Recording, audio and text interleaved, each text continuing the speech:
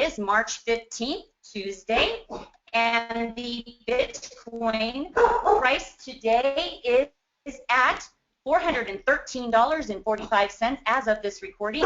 The GCR coin, the price as of today is 0.0071. That would be almost a penny. I'm going to go ahead and start the introduction. I have a dog in the background. Love Lucy so very much.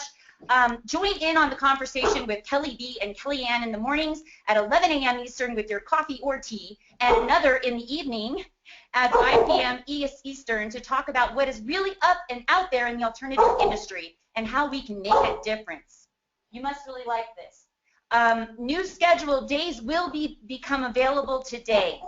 The cost of ignorance exceeds that of education. Millions of people invest thousands of dollars for that little edge to give themselves an advantage in life. Your knowledge about the people's new financial system is priceless, and so is my dog. And your small investment in yourself is a smaller risk than being left behind. The cost of doing nothing and not fully understanding how to benefit from using cryptocurrency could be devastating to generations that follow. Empower yourself with education empowered by the gift of Nexxus University. Knowledge conquers the future. www.nexxusuniversity.com. Take it away, Kelly B. Wow, thank you, Kellyanne, very, very much. Hey, Lucy. Thanks, everybody, for being here this morning. Another beautiful day to be in crypto land, right? No doubt about that. And I just want to mention, too, that after our special little show today, we will be doing a tapping session again. So if you want to stay on and join in on that, please do so. And as we promised you yesterday, and apparently you got the word because you are here, we do have a special guest with us today. And before I bring that on, I just want to say that in my 11 years of network marketing, this individual never crossed my path, and so I am very anxious to learn more about him and about his highs and lows, like we all have. You know, we're all on this journey of life, and so I'm very anxious to learn more myself about all of this. And he's going to be a very active part in Nexxus University.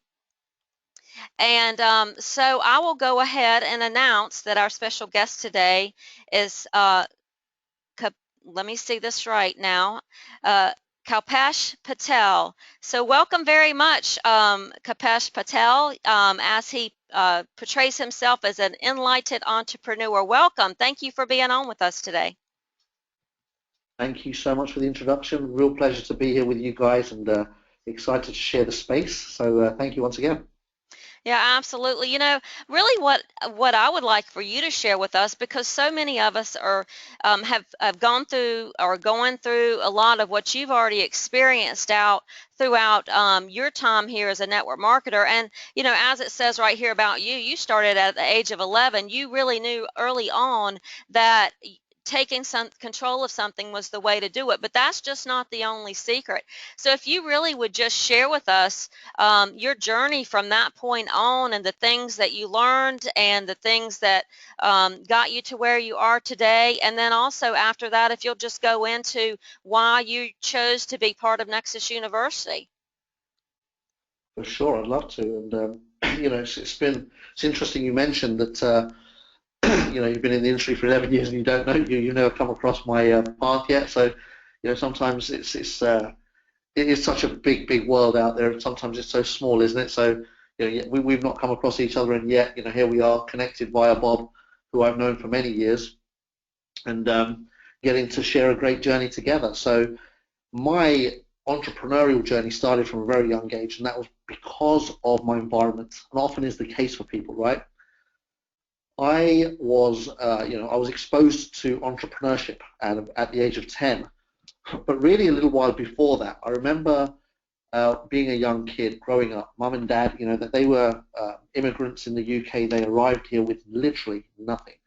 There were around 30 family members living in one house, a 4-bedroom small terraced house in the East End of London, is how we started out. And that's you work that out, do the maths, and that's an average of 6 people per bedroom. It's very, very humble beginnings, as they say, like many immigrants do. And they landed here from East Africa. We're from Indian origin, but we ended up in East Africa again by default, and then from there into London.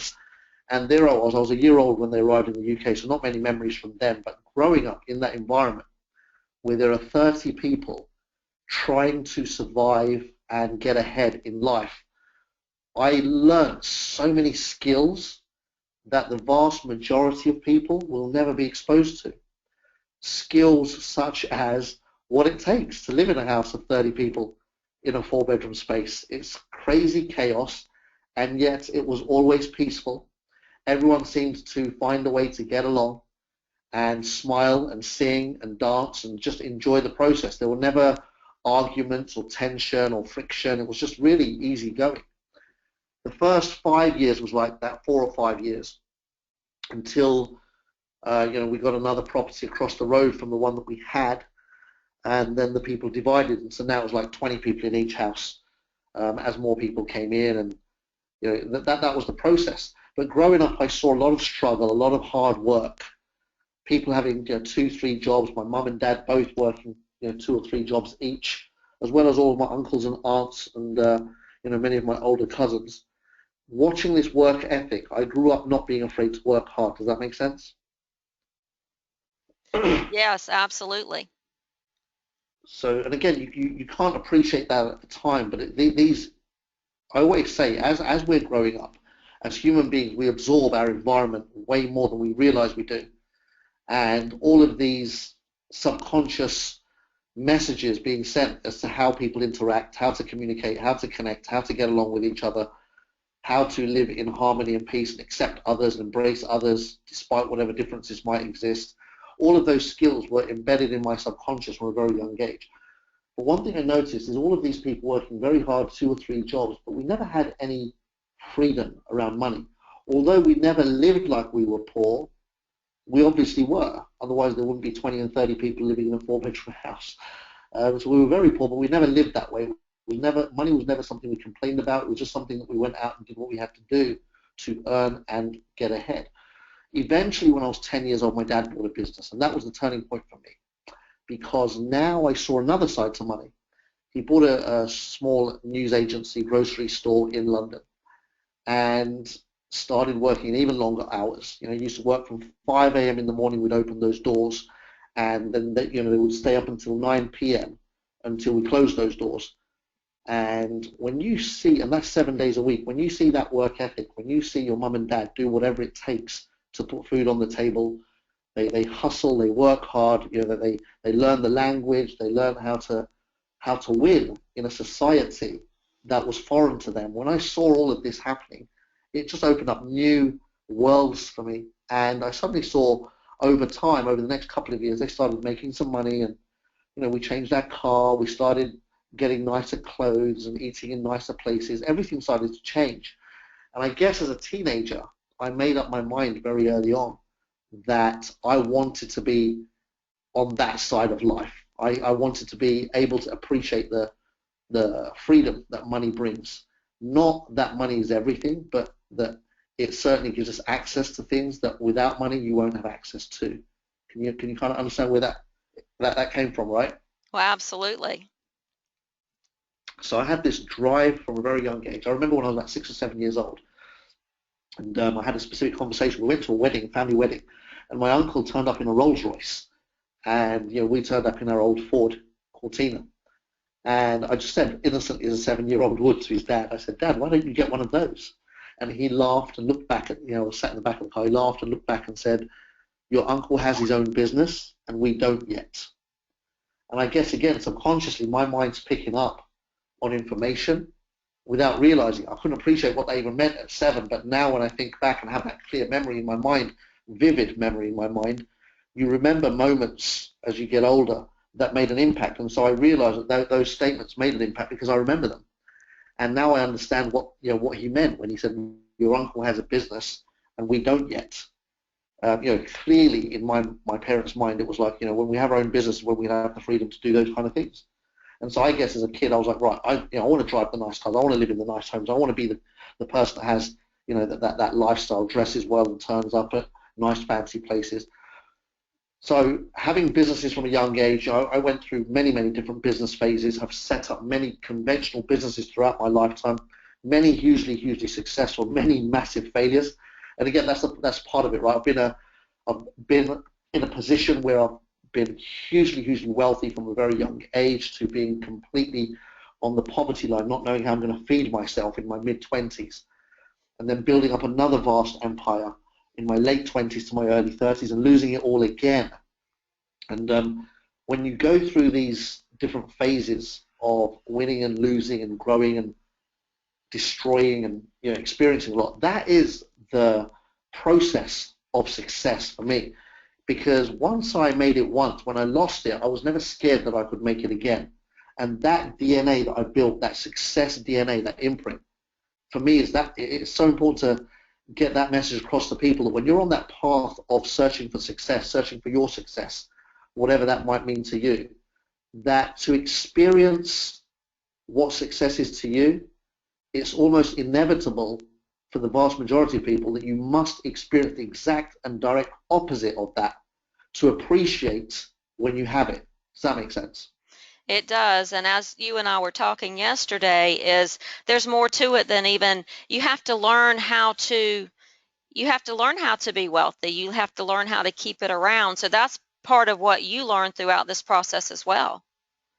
Absolutely. And I often teach in my seminars that, making money is one skill, and it's a lot easier to learn that skill than it is to learn the skill of keeping and growing money. They're the real skills. I often say anyone can make money, even by accident often, right? But if your mindset and your attitude hasn't been developed to hold on to and grow that money, then it will disappear faster than you made it. And I've experienced that on a couple of occasions in life. And so for me, the real hard lesson underneath all of that was how can I now not just make money, but actually learn to manage it and make the most of it so that it starts to stay with me and ultimately starts to grow and multiply with me rather than just flying through me, as a passing overnight visitor. And so there are so many lessons to learn around how to not just become financially independent, but remain financially independent. And I think a lot of people don't realize the learning curve there. Most of that is all mental. It and is. We know that from the evidence of lottery winners. And it's global. It's not specific to any country, but lottery winners pretty much anywhere in the world are not mentally ready for that kind of vast amount of money landing in their hands, and end up invariably in a very short space of time, 3, 4, 5, 7, 8 years, and they're back to where they were. And I always found that fascinating when I used to read about it as a teenager, like, how can these lottery winners end up broke? How can these pop stars end up broke? How can these sports personalities that made millions end up broke? I could never understand it as a teenager when you read about these stories in the papers. And then when I went through it and started learning, I started to understand more about how that can happen, and it happens very easily, funny enough. And so I spent more of my time then mastering my mind than trying to chase money and make money. It was more about developing the mindset to be able to create and maintain whatever frequency I created in my mind, if that makes sense. It does. I've heard before, and I'm sure a lot of other people on the call as well, is rich people think different, or wealthy people think different than poor people. Absolutely. And so it's learning to think that way, learning to develop that mindset. So I'd inherited a mindset of hustling and making money, but I didn't inherit the mindset of maintaining and developing and growing. So that I had a big learning curve there. In my early 20s, experiencing a massive loss. Initially I took it personally, as a lot of people do. You're attached to the numbers in the bank, and you're attached to the luxuries that you've attained throughout the process. And when you lose all of that, your ego takes a real beating because you take it really personally. And again, I had to go through that whole process of detaching myself from the attachment to stuff and being free around just being able to create rather than hold on to what it meant, or it being a direct reflection of who I was, and realizing that I was worth far more than any digits on a bank screen or any possessions I might have owned. And it's only when you can be free from the attachment of it that you can really start to for want of a better phrase, but almost manipulate the energy to come in your direction and do good with it.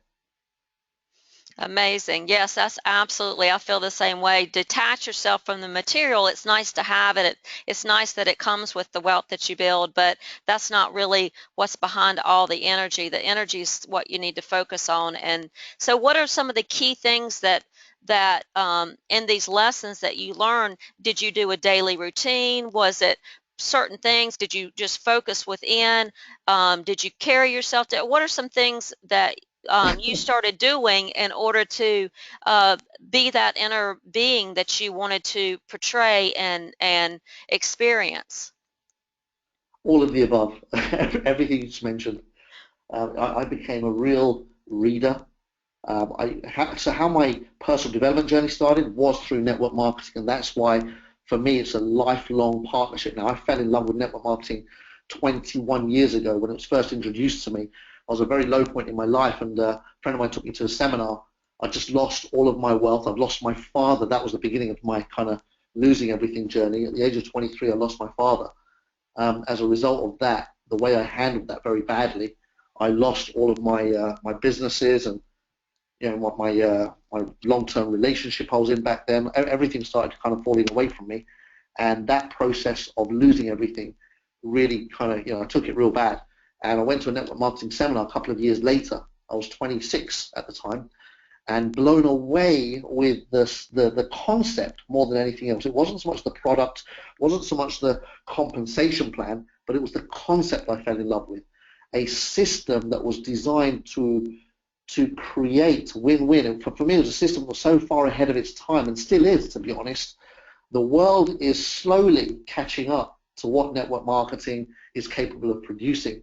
But when you look at the system, I attended my first seminar, and I've never looked back since, but at that seminar, I had something inside me wake up and say, wow, it's possible to get back out of this hole that I've dug for myself. I took responsibility for creating the mess that I'd created, and I took responsibility for repairing that and cleaning it up. And through speaking to various mentors and coaches during that journey, I became a very, very avid reader, reading every single book that I could get my hand on that was to do with self-awareness and personal development. I started almost like a child, innocently applying everything by believing in it without the results. I just took for granted that, hey, listen, if these gurus are saying that this is the journey that needs to be taken and this is how you create what they've created, then let's just take it on. There's a lot of self-awareness training, attending seminars and events, every opportunity I got. Back then, listening to cassettes and watching videos, and just filling my mind, retraining my mind, with new words, new language, new thought processes, understanding what was going on in my mind, the mechanics of my mind and my body, and how my thoughts were being generated through my own experiences, and how I could retrain those thoughts to think like a successful person, as you say, to think in a way that was advantageous to me rather than disadvantageous, that was empowering rather than disempowering. And so just viewing life and perceiving life, and ultimately then experiencing life very differently to how I used to before, resetting my default, so to speak. Most people's default thought process is disempowering, it's disengaging, it's very, very ingrained. We absolutely create what we believe. And when we believe we're not worthy, when we believe that we don't deserve, when we believe fundamentally that it's not possible, or people like us aren't designed to create financial freedom or be wealthy, when all of those beliefs are so deeply embedded in our subconscious, it takes massive work to go deep within and search what are your fundamental beliefs about yourself and about the world and the way things work, and then literally rewrite those those thought processes, rewrite that programming and redesign it from nothing, recreate it, rewrite it, and then the affirmations, the daily input of good information to override all of the constant natural default negative stuff that would go on. That's where the work lies, and it's the work, unfortunately, that most people are not willing to do. Most people want the fast route out, right?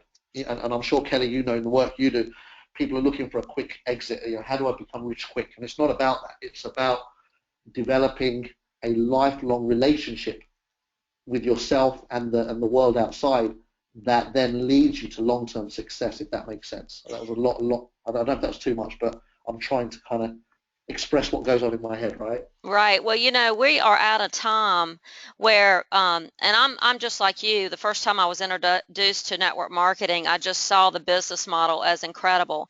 And we're at a time now, though, where we've got a true consciousness blanketing the planet, and people are becoming aware. We've been the sheep. We really have been the sheep that have been just guided and told what to do. And that's what most people think, tell me what to do. And we're at a time on the planet now where consciousness is rising and people are going within. They know they have the own answer. So network marketing just falls. This is the time for network marketing just to really shine for what it actually is as a true business model where you can be the true value that you are.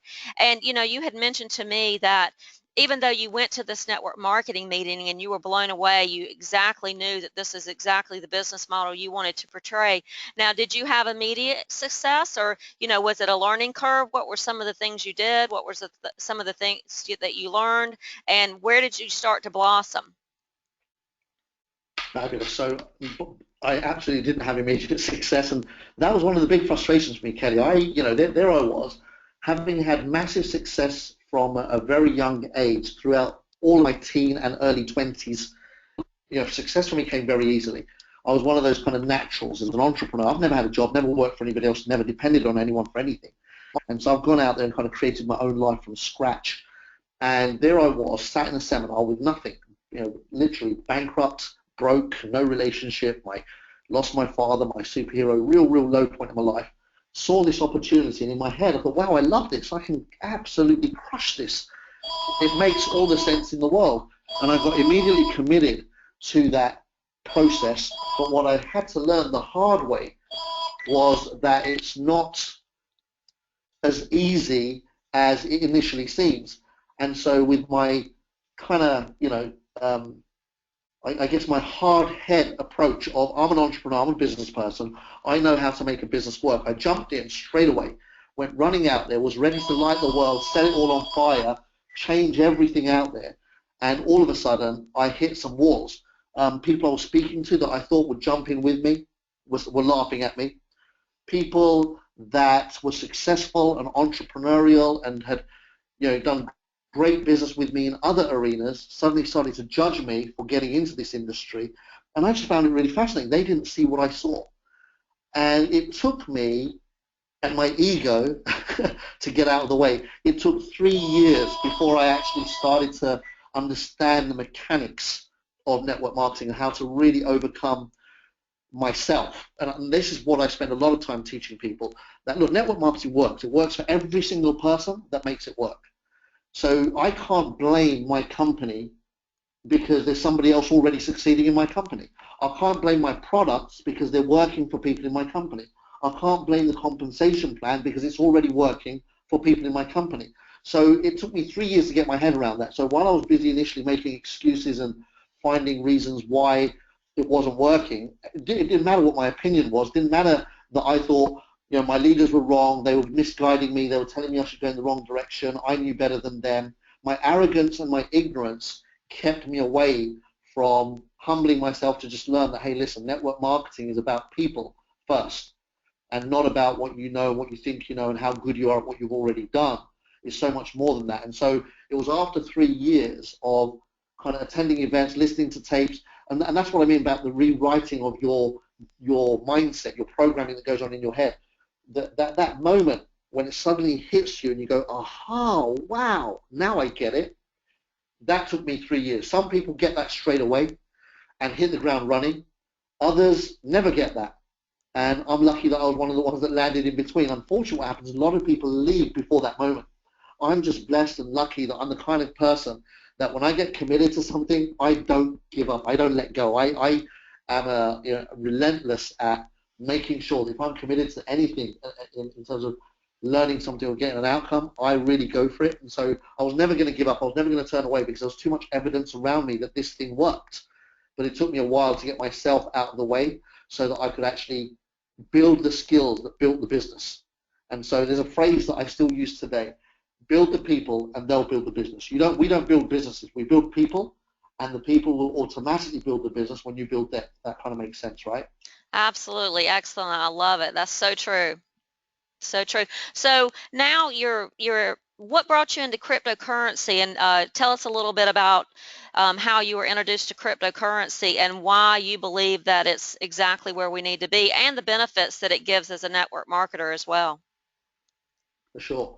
So for me, I've been watching the space for a few years now, and when you're in the industry as long as we've been, anything over a few years, you start to see trends appearing. You start to look for, what's happening in the world, what's the next phase that's going to create wealth. And so I follow wealth trends. I love to study how wealth is created over the centuries. And so when you study that, right now, we're living in a time and space where there's so much change. Change is happening faster than ever before. And it's important for me to keep up with as much of that as possible to have any chance of success. The new world is so, so different to the world that our parents, grandparents, and great-grandparents experienced. Change happened very slowly in their worlds. And so in our world, it's happening literally daily. There's new technology, new processes and things happening. And part of that is, I think the big shake-up of 2007, yes, but again, that's not new. When things get shaken up, that's been happening for decades. The housing market corrects every 10 years, the stock market corrects every 7 years. Corrections happen all the time. But I guess what happened this time, it was the first shake-up that happened with the internet. And so what the internet did is it gave people an avenue to experience information in a way that they never experienced before. So if you can imagine, whenever there were corrections in any markets in the past, we only had access to newspapers, television media, or magazines. Whatever was fed to us was controlled by the few. And so we had very little awareness as to why things weren't working, why things would go wrong, and we bought into whatever we were told. And to be honest, it's not anyone's fault. That's just how the world was designed. Of course, with the mass penetration of the internet, with billions of people communicating, connecting online, and all of a sudden, information was available to more people than ever before. And so when the last crash happened, people were aware that, hold on, who was at fault, why it happened, how it could have been avoided, and all of a sudden all the flaws in the system popped up like a big alarm bell to everybody. And during this kind of part of that evolution process, as you say, we're living in transformational times because information is so easily available and exchangeable globally at the click of a button, and that just increases awareness much faster. And so living in times where awareness is so high, people took control of certain things and started looking for solutions themselves. And bang, cryptocurrency. Again, it was doubted initially by many, including myself, as it came out. Was it going to be another fad? Is it something that's just a hope and a dream away, and some revolutionary people trying to kind of just fight back to the system and find another solution? Is there maybe the powers that be would suddenly stamp on it, stop it? Is it really something that's unstoppable, uncontrollable? Is it really independent? Is it really, does it really have a life of its own? Is it really decentralized as they make it out to be? And time proved that it was. And again, when people like Bill Gates started purchasing Bitcoins, when people like Richard Branson started purchasing Bitcoins, all of a sudden it added massive credibility and weight to the conversation. And new solutions are required. We know that for a fact. There's no doubt about the fact that the financial institutions, the banking system, and the money markets are massively flawed. The fact that currency devalues ongoingly just because of the nature of how it's designed. It's not anyone's fault. It just is what it is. Not good or bad, not to judge, but just to recognize that it's a flawed system that can only lead to ultimate bankruptcy. Understanding the mechanics of how money works, and then seeing different solutions pop up, and suddenly seeing something like Bitcoin work. And it's been through its journey, massive growth. Once big brands got behind it, it created huge wealth very quickly. Went from literally pennies to almost $1,500 at one point, and then came crashing down because people, again, like stocks and housing markets, everything has to find its balance. A lot of people cashed out at that point and prices crashed again, but then they recovered again, and now it's becoming accepted as a wealth store unit, a place where you can put money and speculate, just like you can speculate in any other commodity, be it gold, silver, or property, or whatever it is that you might put your money into to speculate. Cryptocurrency has now become an accepted medium that is here to stay. It's here forever, and certainly is currently one of the most effective replacements for liquidity, for liquid money. Of course, we can have gold and silver and diamonds and hold money in those places, but that's not so liquid. And so with Bitcoin being able to transact anywhere in the world, anytime, on different platforms, that allows us to now take control of our finances and not be at the whim of the powers that be. We've now got a real currency that we control, that the people control, and that's powerful. So did that answer your question? Absolutely. We keep spreading that message. This is freedom. This is freedom for the people. This is freedom of speech. This is freedom of currency.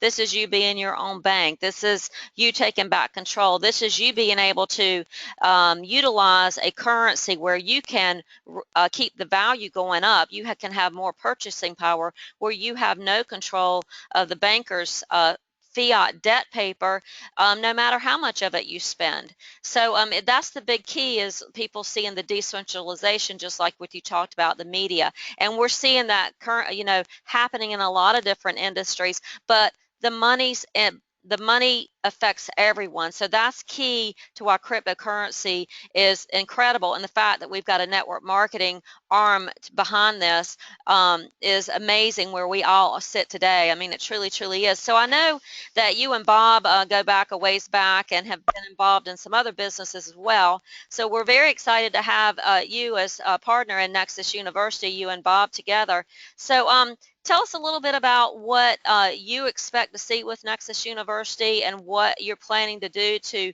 help us be better networkers, and just anything else you want to add there. For sure. So look, it's really early days, Kelly, and I've just come in. I'm getting my feet wet, as they say. I'm getting used to the flow of conversations, who's doing what, where, how. I want to make sure that I don't disrupt anything that's already done, and at the same time, I'm really keen to bring in so much of my own experience and flavor to the table as well, but I want to do it in a way that's respectful of what everyone's already done before. And so I've got lots of ideas of how we can really accelerate the growth of this company, and we will. It's such a phenomenal opportunity. We'll be able to take this global and viral very soon.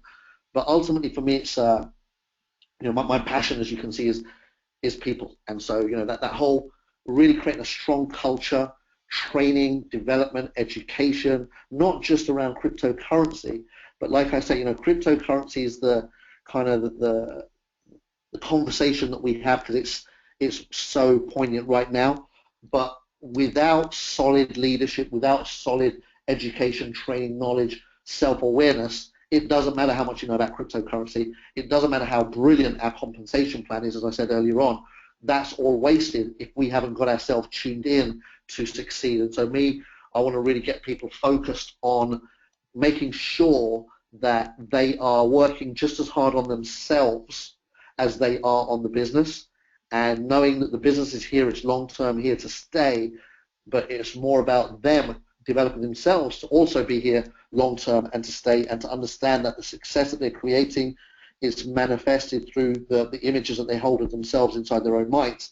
And so really just trusting in the, all of the answers to their own success lie within them. And I want to enhance them in any way that I can, and help as many people as I can to get in touch with that part of themselves that starts to become deserving, starts to become more understanding, and able to create and manifest, hold on to and build wealth long-term together as partners. So lots and lots coming up ahead, and I want to just let everyone know, I'm sure that we'll be offering lots more education as we start to develop, alongside just crypto education and money education. I want to really extend the education further than that, and really become kind of, as the name suggests, Nexxus University, a real university where people can come and learn about whatever's current, whatever's trending, whatever's the next growth curve, just keeping people up to speed with, as I say, the world is changing so quickly these days that I want to make sure that people that are part of our organization are up to date with what's going on around them.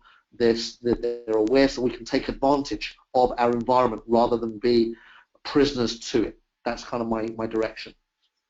Excellent. That's awesome. Yes, and we have some very enlightened people in Nexxus already, and that's been our focus, is to guide people to be their better self, be their inner self, and then in that process you can change the planet. So Kelly, are there any questions? Do you have any questions you would like to add here too?